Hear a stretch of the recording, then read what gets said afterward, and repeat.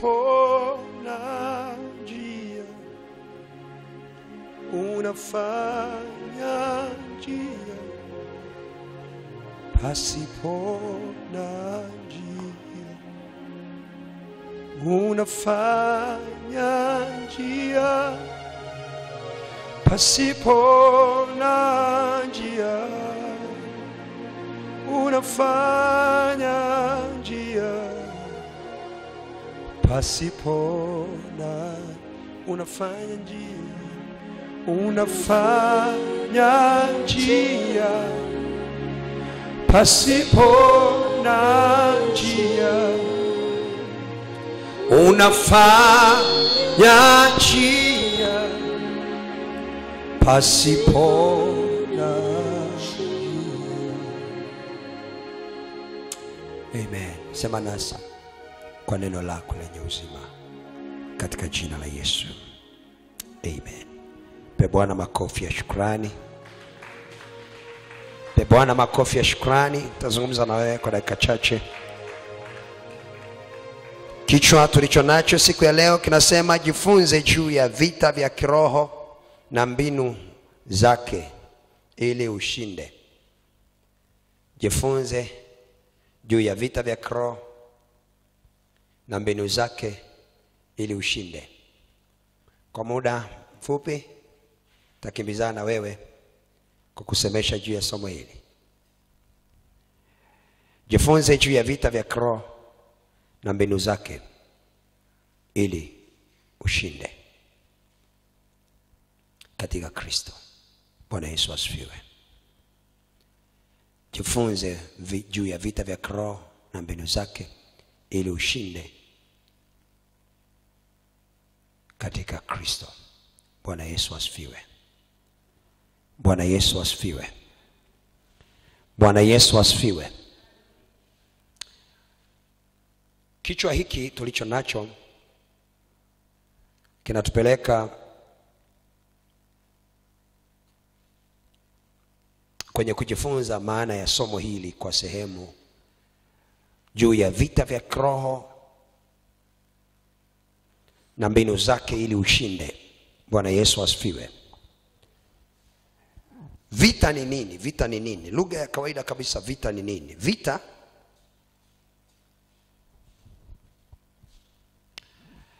ni mapambano baina ya pande mbili yanayoongozwa na kuendeshwa kwa nguvu ya silaha. Hutokea katika hali ya kutokubaliana kisera.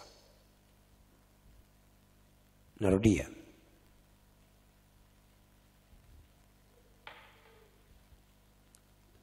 Vita ni nini? In general, ni mapambano baina ya pande mbili yanayoongozwa na kuendeshwa kwa nguvu ya silaha. Hutokea katika hali ya kutokubaliana kisera. Bwana Yesu asifiwe. Bwana Yesu asifiwe sana. Haleluya.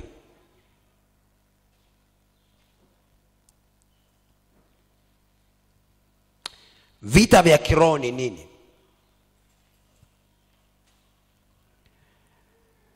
Ni vita ambavyo vinapiganwa katika ulimwengu wa roho kwa jinsi ya rohoni, baina ya ufalme wa Mungu, yani nuru, na ufalme wa shetani, yani giza, kwa lengo la kumpata mwanadamu ili kila ufalme umtumie kutekeleza au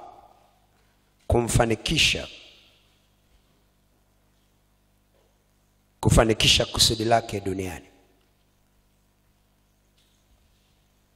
Narudia.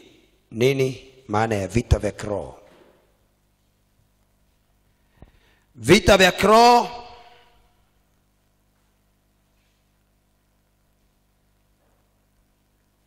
ni vita ambavyo vinapiganwa katika ulimwengu wa roho, kwa jinsi ya rohoni, baina ya ufalme wa Mungu yaani nuru na ufalme wa shetani yaani giza, kwa lengo la kumpata mwanadamu ili ufalme umtumie kutekeleza na kufanikisha makusudi yake duniani. Bwana Yesu asifiwe. Kwa sababu kila ufalme una mambo yake ambayo unataka kuhakikisha yanatimia katika ulimwengu wa mwili. Kwa hiyo ni vita inayofanyika katika ulimwengu wa roho, lakini kwa lengo la kumpata mwanadamu ili malengo ya ufalme husika yatimie.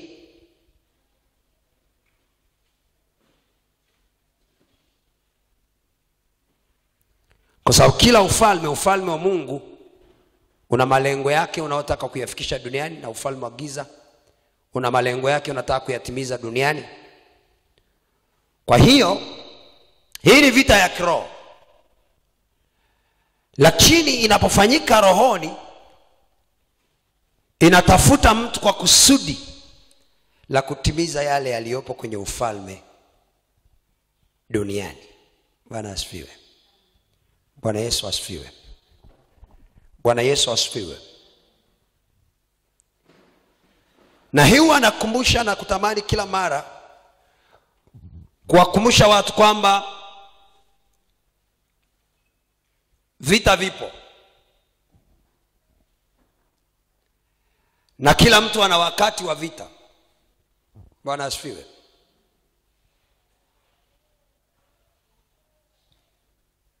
Lakini katika nyakati tulizo nazo, hizi nyakati za mwisho, vita ni vingi zaidi kuliko kule tulikotokea. Bwana Yesu asifiwe. Bwana Yesu asifiwe. Biblia inatuambia kila mtu ana wakati wa vita. Ayubu 7 mstari wa kwanza anaeleza hivyo. Ayubu 7 mstari wa kwanza. Leo wazo kuu ni Yesu Kristo ni ushindi wetu. Bwana asifiwe. Yesu Kristo ni ushindi wetu. Na mimi nataka kuzungumza na wewe juu ya masuala ya vita vya kiroho kidogo. Biblia inasema wakati fulani Paulo aliandika kwa Timotheo, kwa waraka wa Timotheo wa pili mlango wa 3 mstari wa kwanza. Timotheo wa pili mlango wa 3 mstari wa kwanza. Aliandika, kama tumepata tunaweza kusoma wote pamoja. Lakini ufahamu neno hili, kama tumepata Timotheo wa pili mlango wa 3 mstari wa kwanza. Lakini tusome wote 1 2 3. Lakini ufahamu neno hili, ya kuwa siku za mwisho kutakuwako nyakati za hatari. Lile neno kutakuwako nyakati za hatari, maana yake kutakuwa na vipindi tofauti tofauti, lakini vimebeba mazingira ya vita. Bwana Yesu asifiwe. Kutakuwa na nyakati za vita, ndicho alichokuwa anasema. Na kipindi tulicho nacho kiroho ni kipindi kilichobeba mazingira ya vita. Ni kipindi kilichobeba mazingira ya uharibifu.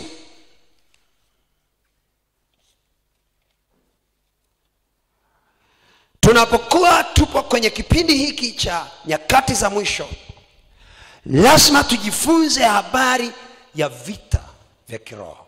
Bwana Yesu asifiwe. Mbali na vita tunavyoviona katika nchi na nchi vya kimwili, lakini tunapaswa kujifunza sana juu ya vita vya kiroho, kwa sababu msingi wa maisha yetu unabebwa na ulimwengu wa roho, na matokeo unayoona katika mwili ni matokeo yanayotokea katika ulimwengu wa roho. Bwana Yesu asifiwe. Bwana Yesu asifiwe. Bwana Yesu asifiwe. Sasa vita ya kiroho, nimesema sio vita ambayo tunaipigana katika mwili tu. Hapana. Nimekwambia vita vya kiroho ni vita vinavyopiganwa pande mbili. Kuna kuwa na vita pande mbili, upande wa ufalme wa Mungu ambao ni nuru, na upande wa ufalme wa giza ambao ufalme wa shetani ambao ni giza. Na huo ufalme wa shetani ambao ni giza unatafuta mtu, au upande wa nuru ambao ni upande wa Mungu unatafuta mtu. Alafu ndani ya huo ufalme wanampata huyo mtu ili kutimiza hivyo vita vya kiroho. Bwana Yesu asifiwe. Tunaposema vita vya kiroho, lazima tuangalie ulimwengu wa roho. Bwana asifiwe. Wewe kusema na kuwafundisha mara nyingi sana, ulimwengu wa roho sio anga. Ulimwengu wa roho sio ardhi. Ulimwengu wa roho sio mawingu. Ulimwengu wa roho sio hali ya hewa. Ulimwengu wa roho upo ndani yetu. Bwana Yesu asifiwe. Na Biblia inatuhakikishia kabisa, nasema hamjui ya kuwa ufalme wa Mungu umo ndani yenu. Ulimwengu wa roho upo ndani yetu. Mwangalie mwenzako, kumwambie upo ndani yako. Sasa vita vya kiroho vinapotokea, havishindaniwi kwa jinsi ya mwili, vinashindaniwa kwa jinsi ya roho. Wakorintho wa pili mlango wa 10 mstari wa 3. Wakorintho wa pili mlango wa 10 mstari wa 3.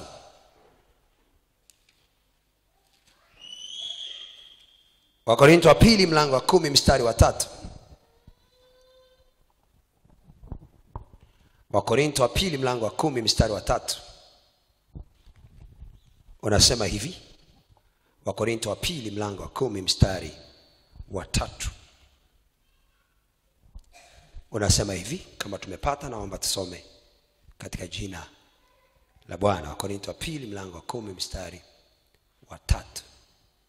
Kama tumepata tusome wote pamoja. 1, 2, 3.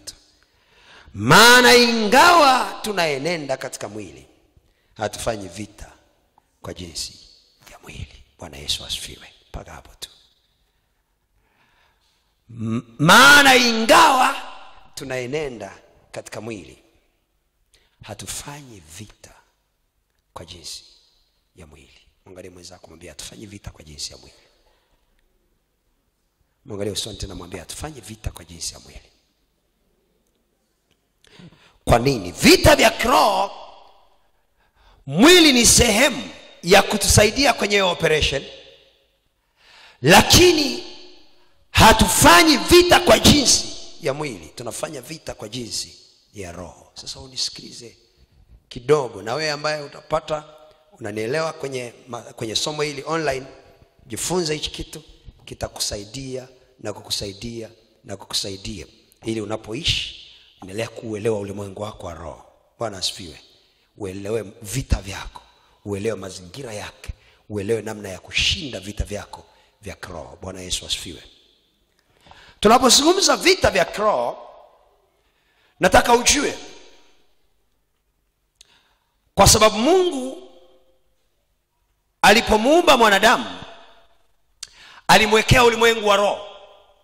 Ndiyo maana alitaka kushindana kwetu kutokea katika ulimwengu wa roho, kwa sababu kila kitu katika ulimwengu wa mwili kilizaliwa kutoka ulimwengu wa roho. Bwana Yesu asifiwe. Bwana Yesu asifiwe. Wakati wowote wa maisha yako umewekwa, eneo la kwanza la kutaka kujua wakati uliopo kwenye maisha yako ni kucheki ulimwengu wa roho umebeba nini. Bwana Yesu asifiwe. Bwana Yesu asifiwe.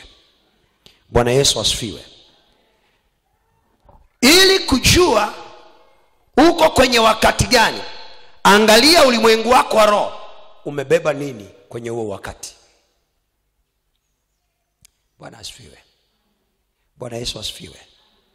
Na nimesema ulimwengu wa roho Mungu ameweka ndani yetu. Ulimwengu wa roho ni ndani ya mioyo yetu. Kwa mfano Biblia inazungumza nyakati kadha wa kadha, ziko pale karibia nyakati 28 ziko pale. Zingine unaweza kuzipata wewe, lakini zilizoko pale kwenye Mhubiri 3 mstari wa kwanza hadi mstari wa 8 ziko nyakati 28 ziko pale.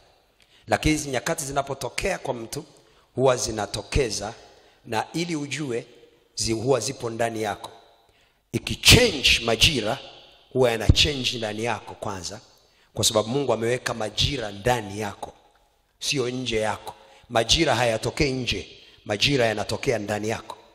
Bwana asifiwe. Okay, soma kitabu kile cha Mhubiri 3 mstari wa kwanza hadi wa 11. Lakini tusome mpaka wa 8 kwanza pale uone. 1 2 3. Kama tumepata Mhubiri mlango wa 3 mstari wa 8, mstari wa kwanza hadi wa 8, lakini nataka mimi twende mpaka mstari wa 11 ili kuona hizo nyakati zote zimewekwa ndani yetu. Okay, tusome mstari wa kwanza hadi wa 11. 1 2 3. Kwa kila jambo kuna majira yake, na wakati wa kila kusudi chini ya mbingu. Mstari wa 2. Wakati wa kuzaliwa na wakati wa kufa, nyakati 2. Wakati wa kupanda na wakati wa kung'oa yaliyopandwa, nyakati 4. Wakati wa kuua na wakati wa kupoza, nyakati 6. Wakati wa kubomoa na wakati wa kujenga, nyakati 8. Wakati wa kulia na wakati wa kucheka, 10. Wakati wa kuomboleza na wakati wa kucheza, 12. Wakati wa kutupa mawe na wakati wa kukusanya mawe, 14.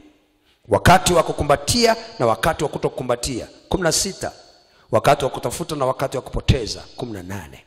Wakati wa kuweka na wakati wa kutupa, 20. Wakati wa kurarua. Niko sawa? Wakati wa kurarua na wakati wa kunena. Wakati wa kushona, 22. Wakati wa kunyamaza na wakati wa kunena, 24. Wakati wa kupenda na wakati wa kuchukia, 26. Wakati wa vita na wakati wa amani, 28. Nyakati ngapi? 28. Sasa mstari wa 9 hadi mstari wa 9 mpaka wa 11. Je, mtendaji anayo faida gani katika yale anayojishughulisha nayo? Nimeona taabu ambayo Mungu amewapa wanadamu ili kutaabika ndani yake. Kila kitu amekifanya kizuri kwa wakati. Bwana asifiwe wake. Kila kitu kina wakati wake katika hizo nyakati 28. Alafu anasema hivi, tena ameiweka hiyo milele ndani ya mioyo yao, ila kwa jinsi mwanadamu asivyoweza kuivumbua kazi ya Mungu anayoifanya tangu mwanzo hata mwisho. Bwana asifiwe. Okay. Nyakati zote zimewekwa ndani. When they change, inabadilikia wapi? Ndani. Bwana asifiwe. Bwana Yesu asifiwe.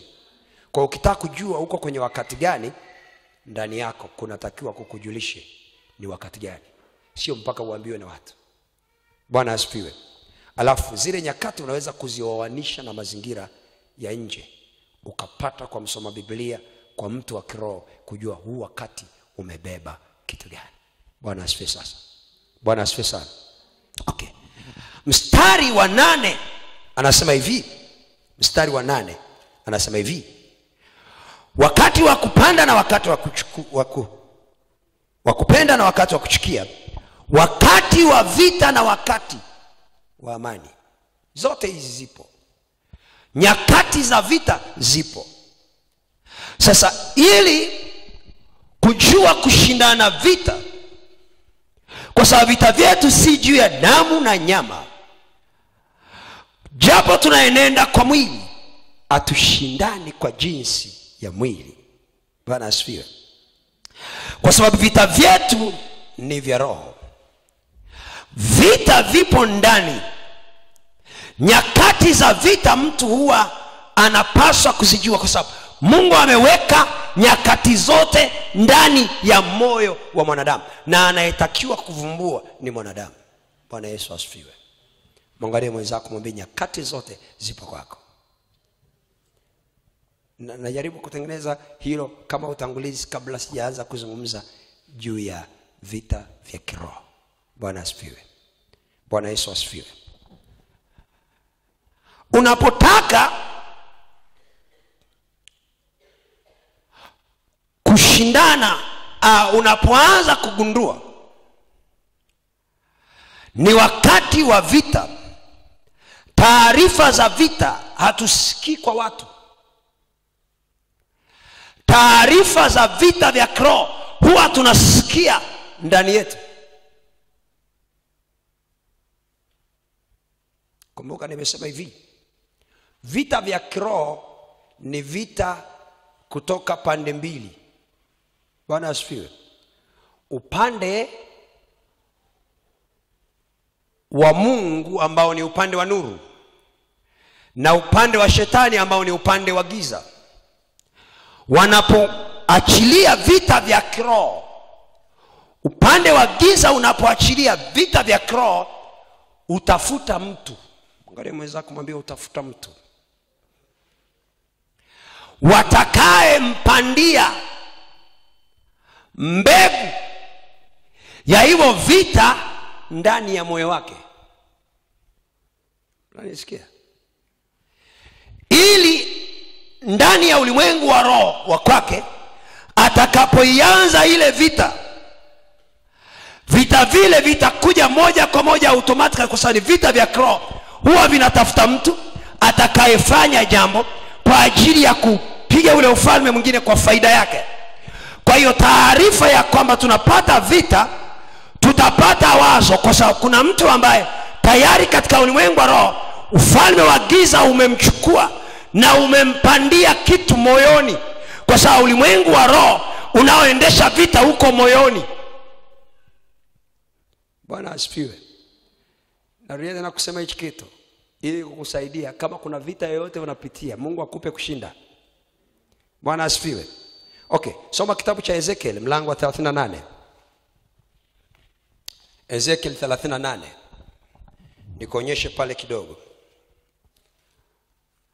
Kumbuka, ukiona vita vya kiroho mahali, jua kuna anayesimama kuviendesha. Unanisikia? Okay, ngoja nirudie kwa lugha hii. Ukiona vita vya kiroho mahali, kuna mtu aliye simamishwa upande wa huo ufalme unaoongoza hivyo vita, alafu umempandia mbegu ya hiyo aina ya vita inayofanyika kwako. Unanisikia? Kwa hiyo yeye ndani ya moyo wake amepewa wazo la kufanya hila dhidi yako. Anaposimama, ulimwengu wako wa roho unaanza kupata vita, kwa sababu vita, kumbuka, ya kiroho inatoka moyoni kwenda moyoni. Vita ya kiroho haitoki moyoni kwenda usoni, inatoka moyoni kwenda moyoni. Taarifa ya kwanza ya vita inatakiwa kujulikana ndani yako, kwa sababu moyo kwa moyo huwa una connection. Kuna mtu ananielewa? Okay, tusome pale nikuonyeshe kidogo. Bwana asifiwe. Ezekiel 38:10. Twende mpaka mstari wa 13. Tusome wote katika jina la Bwana kama tumepata. Ngoja tuanzie mstari wa 9. Mstari wa 9, ile tufani pale, ile vita. Anasemaje? Nawe utapaa juu, utakuja kama tufani. Utakuwa kama wingu kuifunika nchi, wewe na vikosi vyako vyote, na kabila nyingi za watu pamoja nawe. Mstari wa 10 anasemaje? Bwana Mungu asema hivi, itakuwa katika siku hiyo mawazo yataingia moyoni mwako, nawe utakusudia kusudi baya. Kuna mtu anaona mstari? Hebu angalia mwenzako, mwambie Ulimwengu wa roho huwa unapokeaga hivyo. Kuna mtu ananielewa? Sikia. Ulimwengu wa roho unapotaka kupeleka kitu vita mahali, unamtafuta mtu. Alafu ukimpata mtu, unachukua moyo wake, unapanda. Mwangalie mwenzako mwambie unapanda ile mbegu. Sasa anasema hivi, wewe utatoka, utaenda kama tufani. Maana yake utaenda kama tatizo, vita, dhoruba kwa huyo mtu. Utakapokwenda mimi nataka ukateke. Lakini kabla ya kuwateka, nitaweka kitu kwenye ulimwengu wako wa roho ambacho kitafanya hiyo kazi kutoka ndani. Tusome mstari wa 10 na kuendelea pale uone. Mstari wa 10 na kuendelea. Bwana Mungu asema hivi, itakuwa katika siku hiyo mawazo yataingia moyoni mwako, nawe utakusudia kusudi baya. Nawe utasema, nitapanda juu, niende nchi yenye vijiji visivyo na maboma, niwatwae ambao hawana makomeo. Nitawaendea watu wanaostarehe, wanaokaa salama, wote wakikaa pasipokuta, ambao hawana makomeo wala malango, ili kuteka mateka na kuinda mawindo. Ugeuze mkono wako juu ya mahali palipoharibika, ambapo sasa panakaliwa na watu, na juu ya watu waliokusanyika toka mataifa, waliopata ng'ombe na mali, wakao katika dunia. Bwana Yesu asifiwe. Tuishie hapa. Bwana asifiwe. Bwana Yesu asifiwe. Biblia inasema hivi, anawaambia hivi, nitapanda kitu kwenye ulimwengu wako wa roho ili kwenda kukabili ulimwengu wa roho wa mahali na kuchukua mateka. Lakini hutawachukua watu wote. Utaenda kwa wale ambao wanastarehe, wanaosema mambo ni salama, kuna amani. Unanisikia? Utawavamia. Ukiwavamia utawakuta wengine wana mali, wengine wana ng'ombe, wengine wana vitu wamejikusanyia. Piga alafu chukua mateka. Unanisikia? Lakini utawachukua mateka kutokea wapi? Nitapanda wazo baya moyoni mwako. Likiingia moyoni mwako, kutokea pale ndipo vita vitakapokuwa vinapiganwa. Kuna mtu ananielewa? Bwana Yesu asifiwe. Bwana Yesu asifiwe. Nisikilize.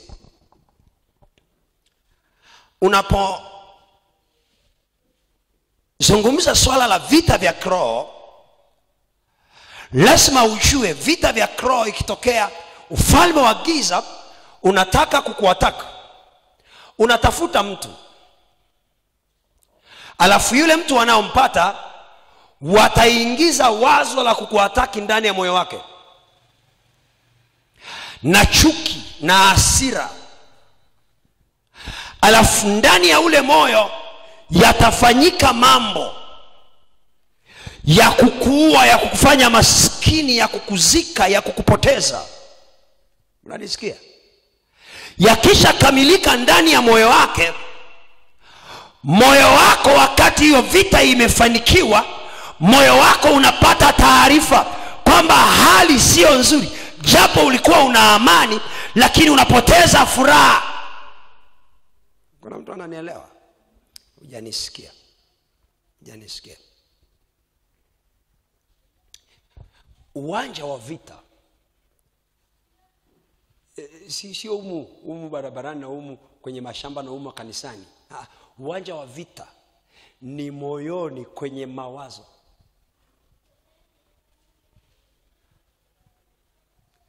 Rudi kwenye Wakorinto wa pili mlango wa 10.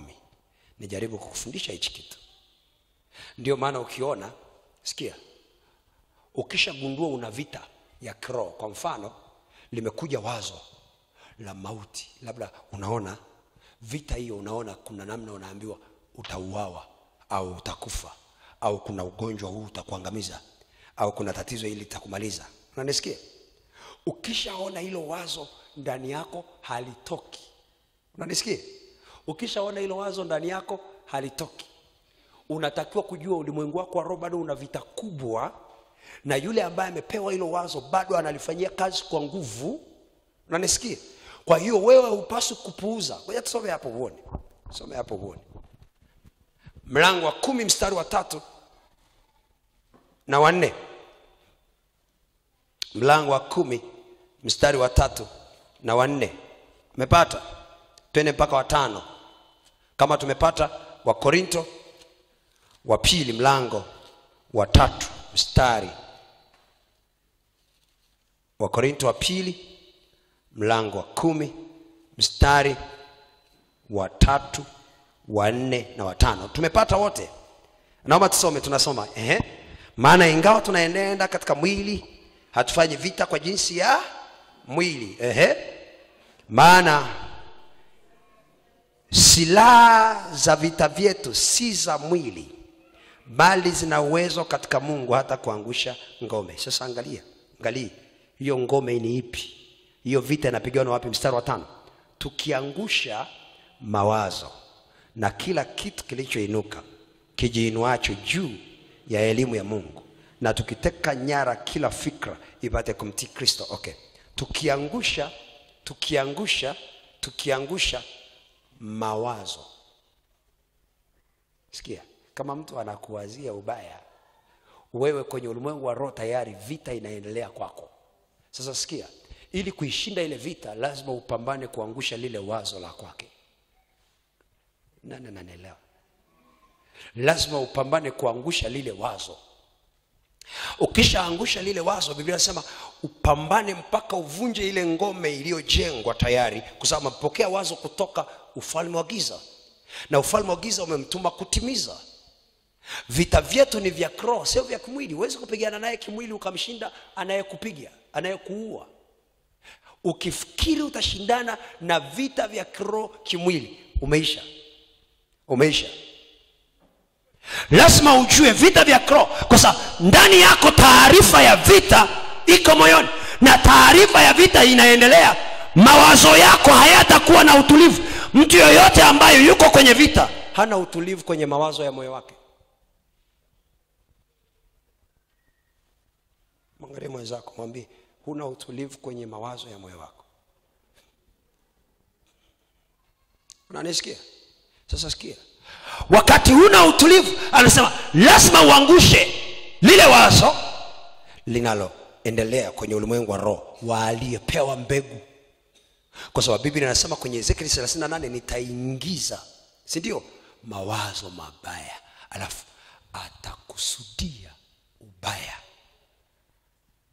Kuna mtu ananielewa? Sasa unavunja, unaharibu lile wazo, unaliangusha lile wazo. Wakati unaliangusha lile wazo, unaangusha na ngome yake, ili fikra zake zipate kumtii Kristo. Maana yake zifike kuwa chini yako, mpaka wakisha ile nguvu ndani yako uisikii lile wazo baya, ulisikii. Kama bado unawaza, kuna kitu unakiwaza kinakupa hofu, maana yake una vita. Halo, naongea na mtu? Najaribu kuzungumza na wewe, maana Biblia leo ni siku ambayo naambiwa ya 80 kama watoto wachanga, ya 80 maziwa sio washiwa. Mimi najaribu kukupa kitu ambacho kitakusaidia. Hili ndilo neno la Bwana. Bwana asifiwe. Haya ndio maarifa. Usisikie tu watu wanakuambia vita vya kiroho, vita vya kiroho. Na nisikilize hiki kitu. Vita vya kiroho unapaswa wewe kujua kwanza, kabla ya mtu mwingine, kwa sababu mwingine hata akijua hawezi kupigana na hiyo vita yako mpaka kukufikia mwisho, kwa sababu ile vita siku zote imebebwa na wazo unalolisikia ndani wewe, sio wazo analisikia yeye, kwa sababu yeye atakusaidia kwa sema, lakini wewe unapaswa kujua umelishinda lile wazo unalolisikia, kwamba mwaka huu utakufa. Kuna mtu amepewa mkakati, ni sawa? Na sasa anafanya hiyo vita. Inawezekana uko naye karibu, inawezekana uko naye nyumbani, inawezekana uko naye kazini, inawezekana uko naye nyumbani, inawezekana uko naye kanisani, inawezekana uko naye kwenye maombi, inawezekana uko naye mahali popote, na amepewa mkakati. Bwana asifiwe. Bwana Yesu asifiwe. Bwana Yesu asifiwe. Kuna mtu ananielewa kidogo? Mguse mwenzako kumwambia unaelewa kidogo, umeanza kuelewa vita vya kiroho. Okay. Yule mtu akishapewa lile wazo linatimiaje? Linatimia wakati analiachilia kutoka ndani, na wewe unapata yale mawazo lakini hujajua namna ya kushindana nayo.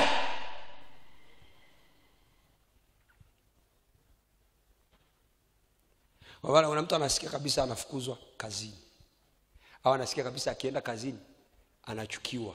Akifika pale kuna mawazo yamejaa ndani, sema huko ndani anasikia kabisa wewe hutakiwi hapa, wewe hutakiwi hapa, wewe hutakiwi hapa, wewe hutakiwi hapa. Hilo wazo lipo. Inawezekana kwenye unaowaona hapo hulioni juu yao, lakini kuna mmoja amepandiwa hiyo mbegu. Analo hilo wazo la kwamba hutakiwi kuonekana hapo.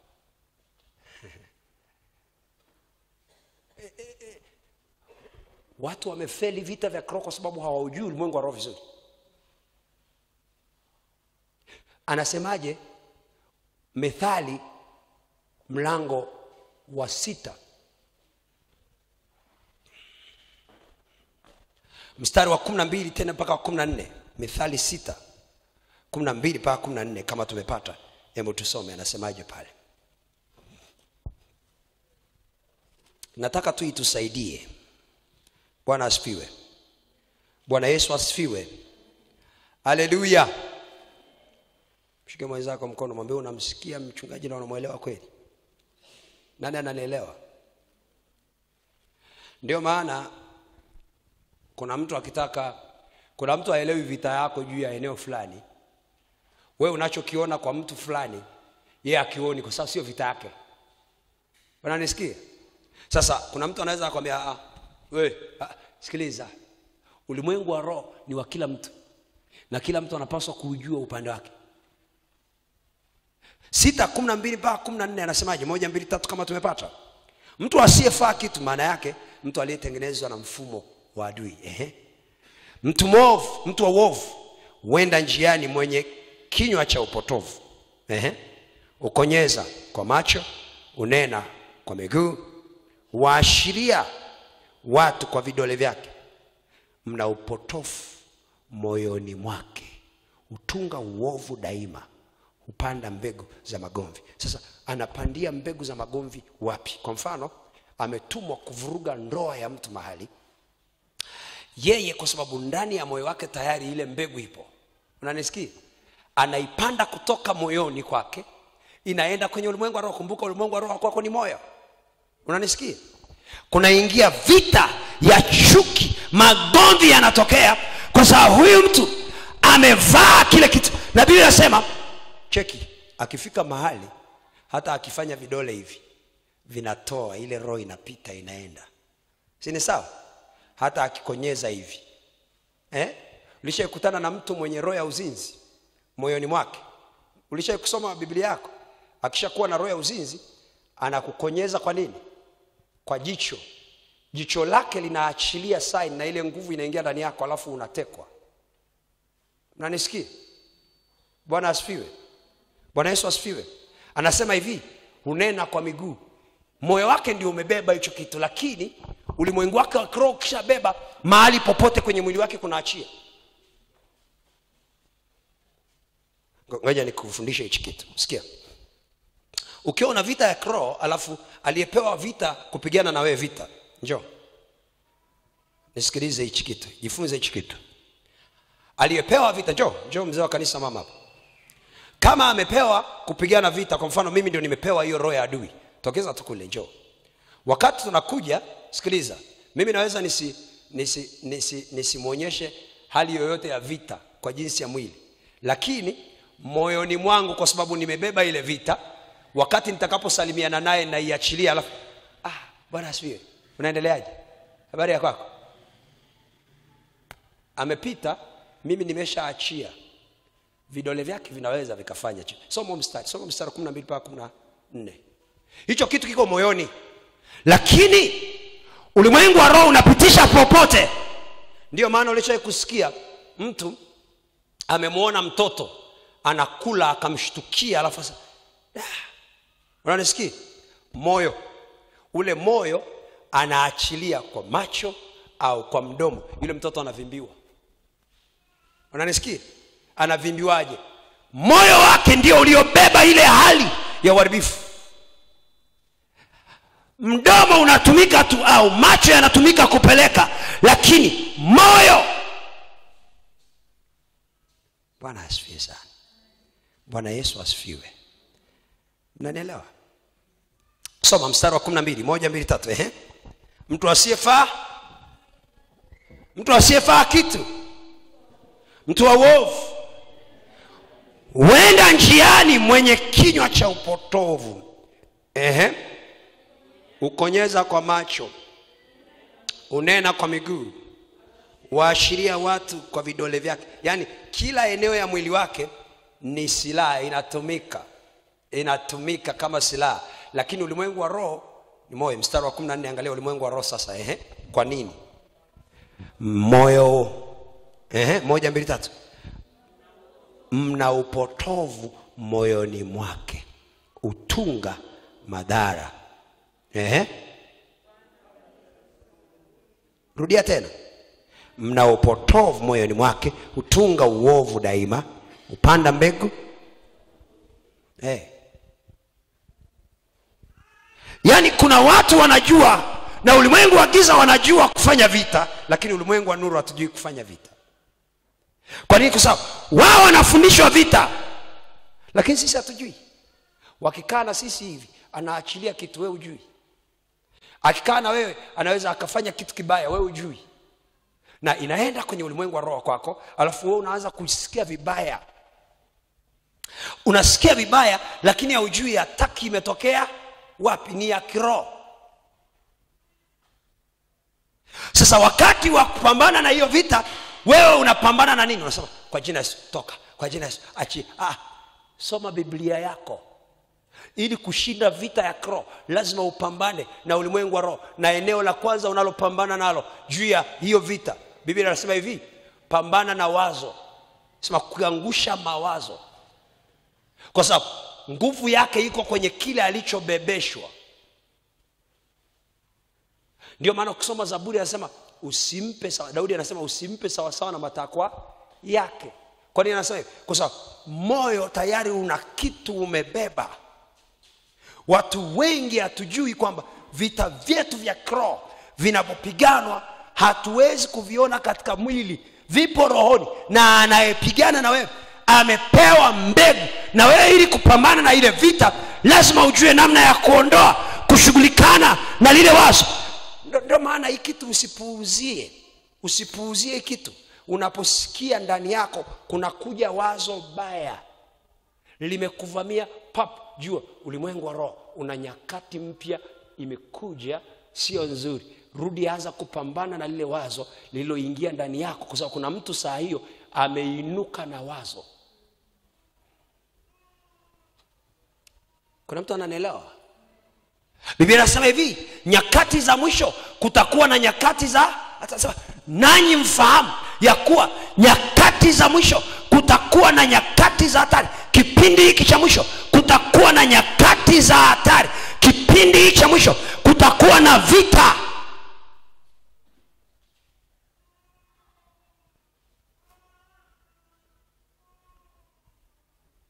Sasa Biblia inapozungumza vitu kama hivi, ni muhimu sana kila mtu kuelewa kwamba kama kuna vita vya kiroho, wa kwanza kuanza kujua kuna vita ni na wakati wa amani. Unajua, mwangalie mwenzako kumwambia wakati wa amani unajua, kacheki, wewe kacheki.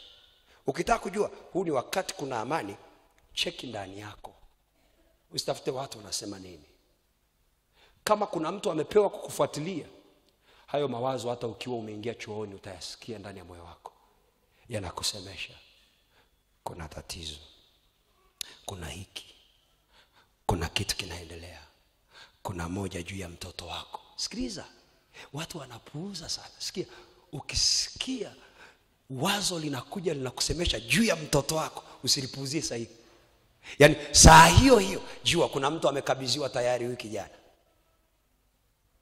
Ndani ya moyo wake kuna wazo limeingizwa la kupambana na wiki jana.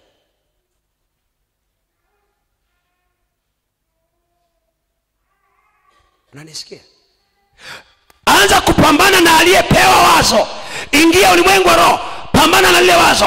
Fika mahali ukishinda lile wazo upande wako, umeshinda lile wazo upande wake. Unanisikia? Wengine wanakutana nalo kwenye ndoto. Unaliona ili hapa. Maana yake kuna wazo lipo. Sasa watu wengi mmefeli vita.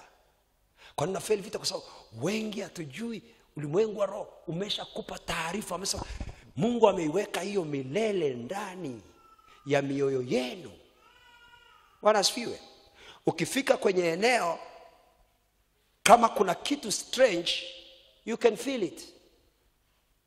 Mungu anaweka kabisa ndani yako, unaanza kusense. Hapa sina wema wa kutosha. Hapa sina wema wa kutosha. Unanisikia? Kuna mtu akiingia tu hivi kazini, ile anaingia tu hivi kazini, ana sense something strange. Alafu akishaisikia anaona ni kawaida tu, anaweza kumwambia Bwana nakushukuru umenifikisha ofisini. Asante, nipe kufanya kazi zangu vizuri. Usiishie hapo. Kuna kitu kwenye ulimwengu wa roho kinaendelea tayari kazini kwako na wewe hujajua, na kitakuvuruga usipojua. Kwenye ulimwengu wa roho hiyo ni taarifa. Imekuja kama wazo.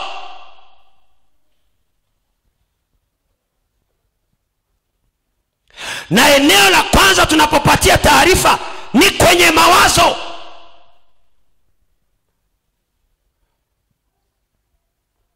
So don't spite. Na hata nazarau. Akisikia hivyo nazarau, alafu inatokea, inamaliza, inamgharimu. Akifika mahali anaanza sikiliza, kuna mambo nisikilize mtu wa Mungu. Nisikilize mtu wa Mungu. Biblia inasema hivi. Ulisha kusoma Biblia inasema amani ya Kristo ipitayo akili iamue. Ulisha kusikia hicho kitu? Paulo alipokuwa anazungumza vitu, alikuwa anazungumza vitu vikubwa sana. Hatua yoyote unapotaka kuingia kwenye maisha, kujiengage kwenye maisha, moja ya kitu ambacho unataka kusikiliza ni ulimwengu wa roho. Na ulimwengu wa roho unaenda na wazo. Ukitaka kufanya biashara na mtu, unanisikia? Kama hiyo biashara mbele ina hasara, siku ile ya kwanza kabla hujaingia kutoa mtaji wako, unasikia hasara, unaiona hasara. Sio kama unanielewa. Mwangalie mweza kumwambia unaona hasara. Sasa ulimwengu wa roho una taarifa ya kila kitu. Hakuna unachoona mwilini kisichotokea rohoni.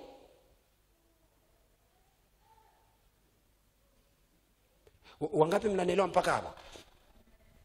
Sasa ufalme wa giza lazima utafute mtu, na ufalme wa nuru kama unataka kuleta mahali neema, baraka, mafanikio, unatafuta mtu, unampandia huyo mtu mbegu moyoni. Unanisikia? Huyo mtu anakuwa na wazo la Bwana moyoni, anakuwa na wazo la Bwana moyoni, anakuwa na wazo la Bwana moyoni. Alafu unamuona analichochea. Kadri anavyolichochea lile wazo la Bwana, anaendelea kueffect ulimwengu wa roho wa watu kadha wa kadha, kadha wa kadha. Ndio maana ukikutana kwa mfano na mtu ambaye ana wazo la Bwana, ambaye ni worshiper, yule really worshiper, ukikutana naye ana wazo la Bwana, ile spirit iliyoko ndani inapokuwa wakati anaendelea kupata mhamasiko ndani yeye, anaipeleka ile spirit kwenye ulimwengu wa roho wa watu wengine. Ghafla watu wengine wanajikuta wana worship kwa sababu wameambukizwa spirit. Roho ya ulimwengu wa roho saa hiyo imeingia kwa sababu kuna mtu amepewa wazo. Ni tofauti na unakuta na mtu anaabudu au anaabudisha kanisani, alafu yeye mwenyewe hana wazo kutoka kwa Bwana la ibada. Hiyo ibada itakaa mpaka kesho kutwa, mtachacha. Mtaimba nyimbo zote mpaka kesho kutwa. Wakati roho ya ibada inaanzia kwa mtu ndani. Akizungumza maneno mawili matatu, lile wazo la kwake ndani lililojaa ina effect ulimwengu wako wa roho. Ghafla unajikuta unaanza kububujika. Kwa nini? Kwa sababu ulimwengu wa roho ndio unaoambukiza ulimwengu wa roho. Kwa hiyo ulimwengu wa roho, upande wa giza wakimpata mtu akiwa na kitu amepewa kama mbegu, wazo, anapokuja nalo kanisani, unanisikia? Kadri anavyokuwa na nguvu na lile wazo, anaambukiza wengi, wanaharibika, wanajikuta kwenye hiyo vita. Come on. Sijaeleweka sana. Ngoja nizungumze mambo machache. Bwana Yesu asifiwe. Bwana Yesu asifiwe. Wangapi mmenielewa kidogo? Nani amenielewa kidogo?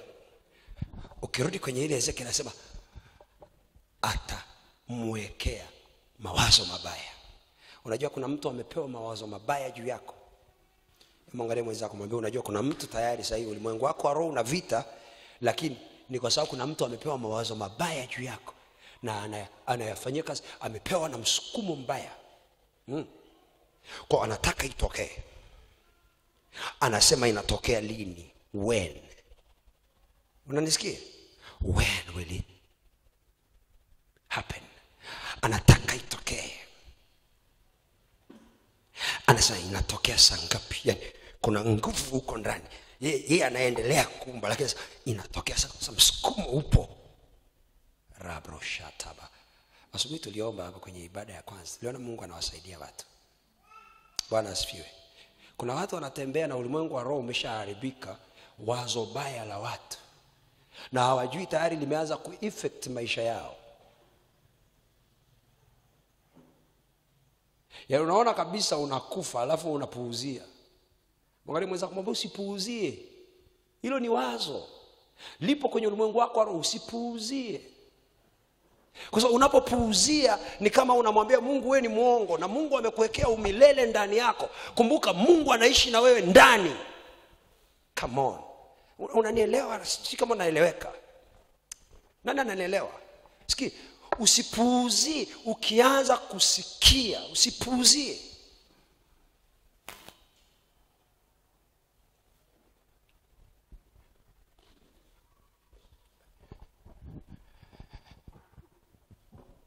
Mambo kadhaa yatakupa ushindi ukiangalia mara zote katika vita.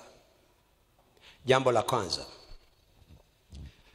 unapokuwa kwenye vita vya kiroho, jambo la kwanza, unapokuwa kwenye vita vya kiroho, jambo la kwanza, ili uishinde vita ya kiroho, jambo la kwanza, unapokuwa kwenye vita vya kiroho, yachunguze mazingira yako ya kiroho na ya kimwili. Yamekaaje? Kama kuna uchafu, ondoa. Kama kuna uovu, ondoa. Kama kuna dhambi, ondoa. Unanisikia? Hatuwezi kushinda vita ya kiroho yoyote kama tumezungukwa na hali yoyote ya uchafu. Watu fulani wao kusema wakati Musa anawaambia wana wa Israeli kwenye kitabu kile cha Kumbukumbu la Torati mlango wa 10. Kusoma pale kama unaweza kufungua na mimi, na Kumbukumbu la Torati 23 pia. Labda tusome ile 23 mimi na wewe. Soma ile 23 mstari wa Kumbukumbu la Torati 23 mstari wa 10 pale, tende mpaka wa 14 kama tunapata tusome wote. Tumepata? Bwana Yesu asifiwe. Tusome kuanzia 9 pale. 9. Anasema kama umepata Kumbukumbu la Torati 23:9 mpaka 14. Umepata? Anasemaje? 1 2 3. Utakapotoka kwenda juu ya adui zako, maana yake kwenda kufanya vita, nawe katika marago, jilinde na kila neno baya. Kuna mtu anaona mstari? Kumbuka nimekufundisha tunakotokea. Akiwa kwenu mtu awaye yote asiye ni tohara kwa ajili ya yaliyomtukia usiku, na atoke nje ya kituo, wala asiingie ndani ya kituo. Lakini na iwe karibiapo jioni, yeye ataoga maji, na jua likiisha kuchwa ataingia ndani ya kituo. Tena uwe na mahali nje ya kituo kwa kutokea nje. Nawe uwe na jembe dogo katika silaha zako, napo uotamapo nje, uchimbe kwa lile jembe na kugeuka na kukifunika kikutokacho.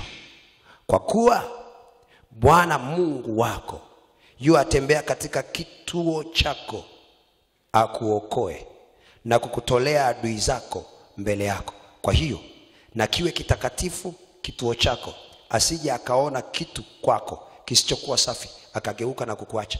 Okay, mistari ile anaeleza masuala ya kiroho na ya kimwili. Mwangalie mwenzako, mwambie hapo iko kiroho na kimwili. Ndio maana nimesema lazima ucheki unapofanya uko kwenye vita wakati wote. Kuna watu mpo kwenye vita lakini mazingira ya nyumbani yamezungukwa na uchafu. Maadui wamewaletea mpaka vinyesi. Na nasikia unanielewa? Nisikilize, hii ni kitu ya kiroho. Alafu unapokuwa kwenye vita, ile ni moja ya eneo la kukushinda hiyo vita. Hutakaa ushinde. Mungu anaacha hapo. Kuna watu wanapigana vita lakini mazingira ya kwao ya kawaida tu ni machafu. Watu wanakuja wanaweka vinyesi kule, watu wanakuja wanatupa takataka pale, watu wanakuletea wanakumwagia maji. Unajua kuishi mahali alafu unaona watu wanaleta wanatoa maji yao ya uchafu kule kwenye vyumba vyao, wanakuja wanakumwagia eneo la nje yako au mbele ya mlango wako. Usione kawaida. Umenisikia? Usibebe kama kitu simple. That's not easy thing. Umenisikia? Usione ni kitu simple sana. Kwenye ulimwengu wa roho ni moja ya mkakati wa adui kukushinda vita. Na shetani anajua maandiko. Si unajua aliwahi kumwambia Yesu, kama wewe ndiwe mwana wa Mungu jitupe. Yesu akamwambia imeandikwa. Si unajua? Jitupe. Amekuagizia malaika wakulinde watakutoa ile. Biblia shetani anaijua mwanzo mpaka Ufunuo. Akitaka kutuvuruga, anatuvuruga kutokea maandiko. Tunapoanza mwezi wa 5 natoa mitihani ya kule kote tulikosoma. Alafu natoa vitabu vingine 13 vya kusoma kwa miezi miwili. Usifikiri nimesahau. Bwana asifiwe. Kuna mtihani maswali 50 yanayotokea kwenye vile vitabu mlivyovisoma. Maswali 50 next week kila mtu nakupa na utaenda nayo. Utafanyia hapa na utarudi umefeli kwa sababu hujasoma. Na sikupi simple kwa sababu nimekuachia miezi 3 yote kusoma vitabu hivyo. Bwana asifiwe. Kwa hiyo ninakupa maswali magumu yaliyoko ndani ya hivyo vitabu. Ili usiyumbishwe huko. Bwana asifiwe. Na huo ndio msingi. Na Jumapili ijayo tunatoa vitabu 13. Hiyo tunaenda nayo 1 month.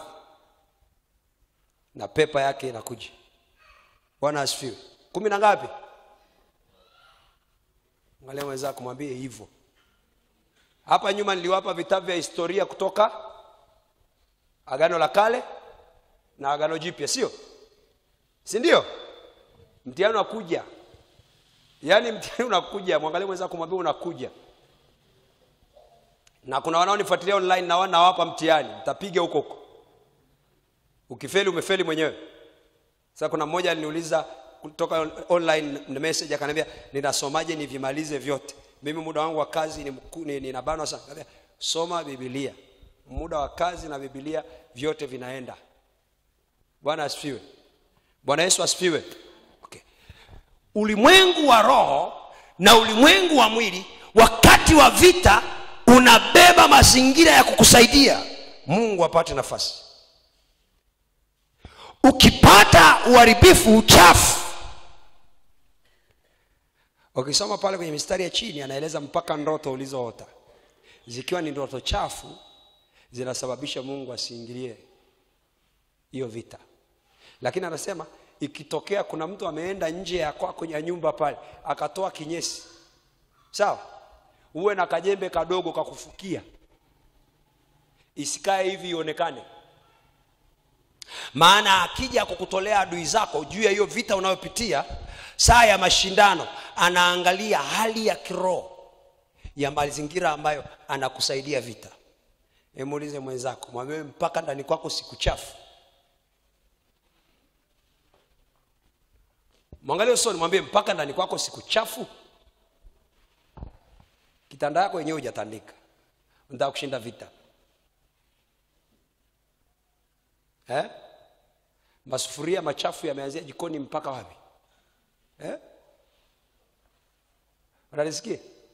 Nyingine yameanza kuchemka na povu. Yanatoa povu. Hiyo vita ushindi, rafiki yangu. Mwangalie mwenzako kumwambia ushindi. Jambo la kwanza, mimi najaribu kukupa hizi ni kanuni tu za kukusaidia, nimejaribu kuonyesha vita.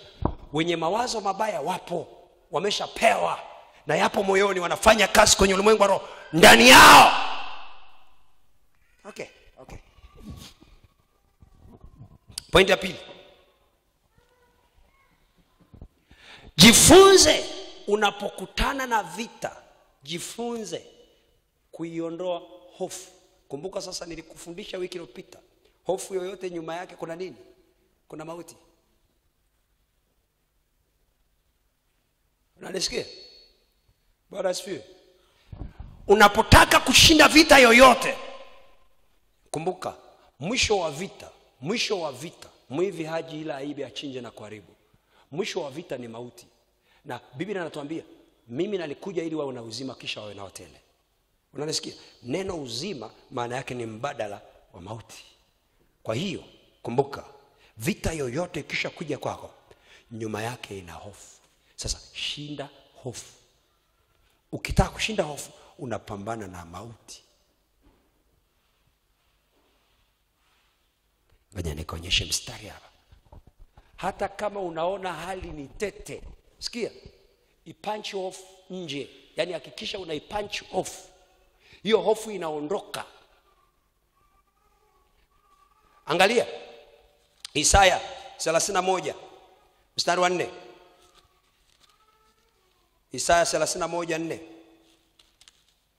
Umepata? 1, 2, 3. Kama tumepata tusome. Isaya 31:4. Maana Bwana aliniambia hivi, kama vile ilivyo simba angurumapo na wana simba juu ya mawindo yake, wachungaji wengi wakiitwa ili kumpiga, lakini hatiwi hofu na sauti zao, wala kufanya woga kwa sababu ya mshindo wao, ndivyo Bwana wa majeshi atakavyoshuka ili kufanya vita juu ya mlima Sayuni na juu ya kilima chake. Sikia, wakati wote wa vita usiruhusu kitu inaitwa hofu na woga. Yaani hata kama imetokea unaona kabisa anakufa, ninakufa, hufi. Unanisikia? Anasema hivi, kama simba na wana simba wanapokutana na vita, watu wanapokuja, wachungaji wanakuja, sawa? Wakati wanapofanya mawindo, hawatii hofu, ndivyo Bwana alivyo. Wakati wa vita huwa anashuka, hata kama situation ni mbaya vipi, hatii hofu. Mwangalie mwenzako, mwambie wewe, si vita ikishatokea tu kwenye ulimwengu wako, moja ya kitu unapoteza ni stamina. Unajua watu wengi sana vita ikishatokea kitu cha kwanza wanapoteza stamina. Na ukishapoteza stamina maana yake umeshindwa vita. Nasema hatimaye mzidi kuwa hodari katika Bwana. Yaani vita hii hapa unaiona kabisa wamekomaa ofisini, ndio wamekomaa. Yaani ndio wamekomaa. Unaona hapa ni kama napoteza hii kazi. Oh, njoo kwangu mimi nitakwambia upotezi.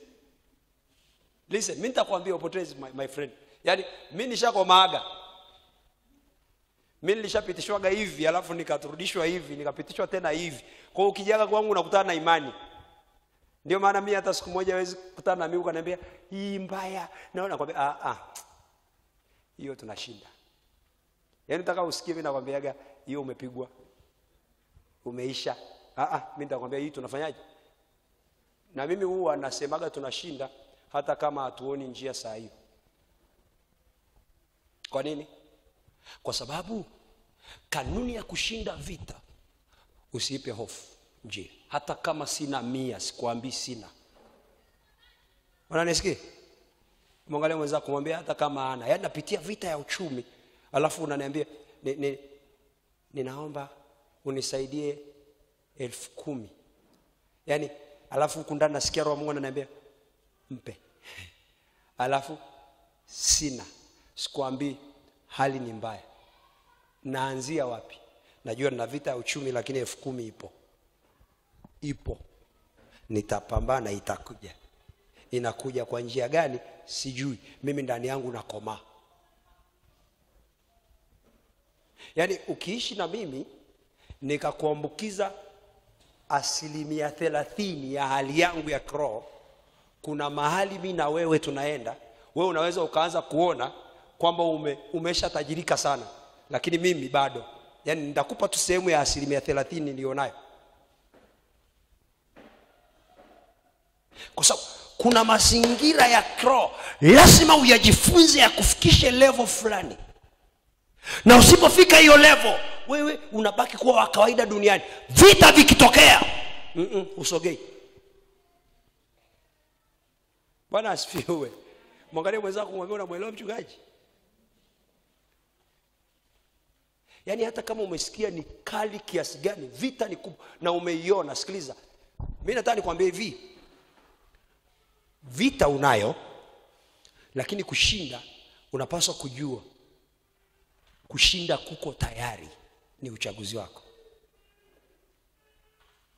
Unanisikia? Vita ipo na kila mtu anayo. Kwa sababu ulimwengu wa roho, ulimwengu wa giza, kila siku huwa madam wanatafuta mtu anayekuona saa hii na Mr. wako mnaenda vizuri. Unanisikia? Ulimwengu wa giza wanakuona, wanaona mnavyoendelea saa hii, wanaona jinsi ambavyo love yenu ipo, pendo lenu limekaaje very hot.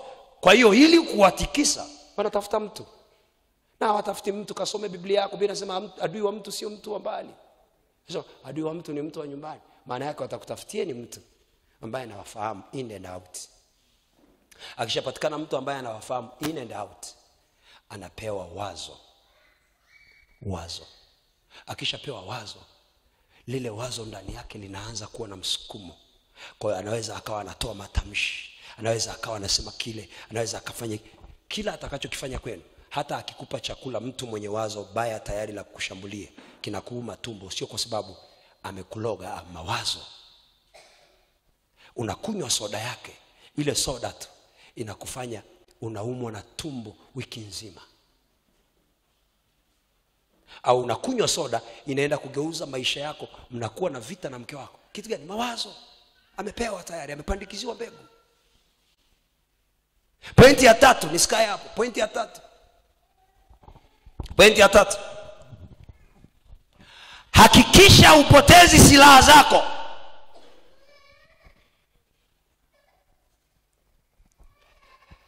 Hallelujah. Glory to God. Sikia. Nikisema hakikisha upotezi silaha zako, Biblia inasema hivi, hatimaye mzidi kuwa hodari katika Bwana na katika uwezo wa nguvu. Vaeni silaha zote. Kasome Biblia yako pale, ni silaha zipi? Soma kitabu cha, kwa sababu watu wengi sana wanafeli hapo. Wanafeligi hapo kwenye eneo la silaha. Alafu nikuonyeshe kitu pale. Bwana asifiwe. Waefeso 6. Angalia pale. Mstari wa 10-11. Inawezekana leo Mungu amewaleta watu fulani hapa kupata maarifa ya kuwasaidia. Kuna vita mnapita naye. Angalia mstari wa 10 wa Efeso 6. Mstari wa 10 twende mpaka wa 12. 1, 2, 3. 1, 2, 3. Hatimaye mzidi kuwa hodari katika Bwana na katika uwezo wa nguvu zake. Vaeni silaha zote za nani? Kuna mtu anaona mstari? Sio silaha za shetani au silaha za mtu. Silaha za nani? Za Mungu. Alafu anasemaje? Mpate kuweza kupingana, kuzipinga hila za shetani. Hila maana yake nini? Original ya neno hila ni nini?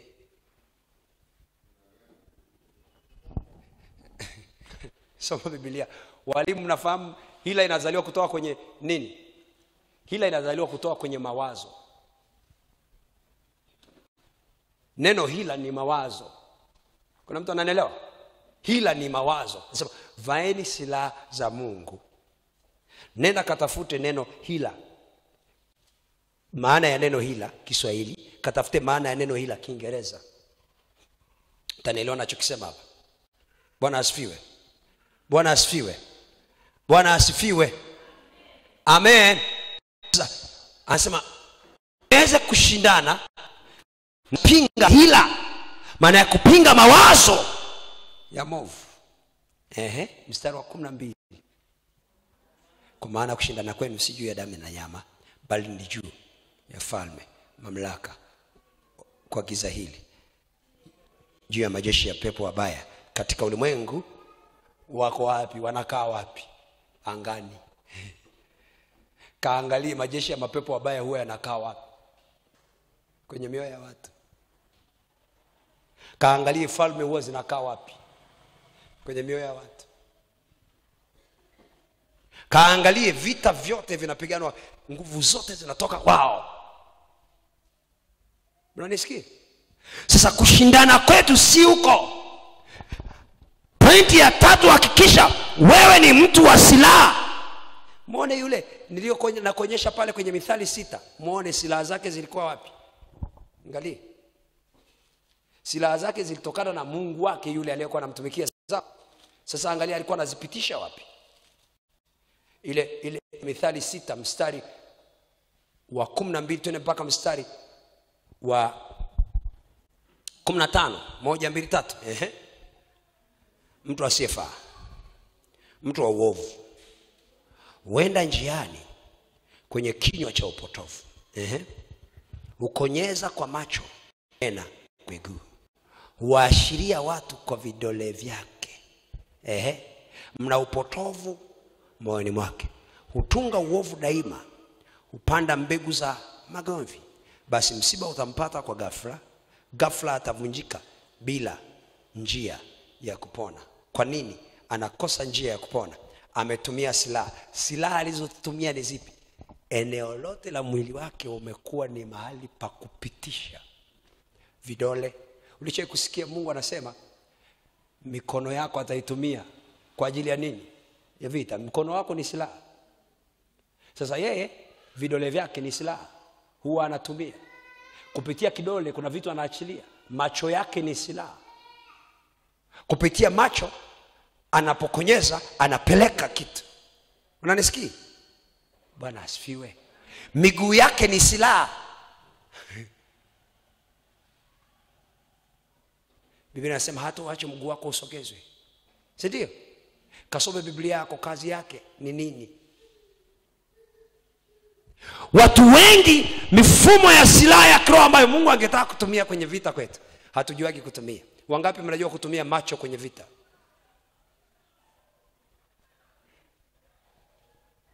Wangapi mnajua kutumia mikono yenu kwenye vita? Mkono ni silaha. Wangapi tunajua kutumia miguu kwenye vita? Anasema miguu nena, sio mdomo. Kwenye vita mahali pengine miguu ndio inayotakiwa kutoa silaha. Rabo shataba. Sio kama mnanielewa my friend.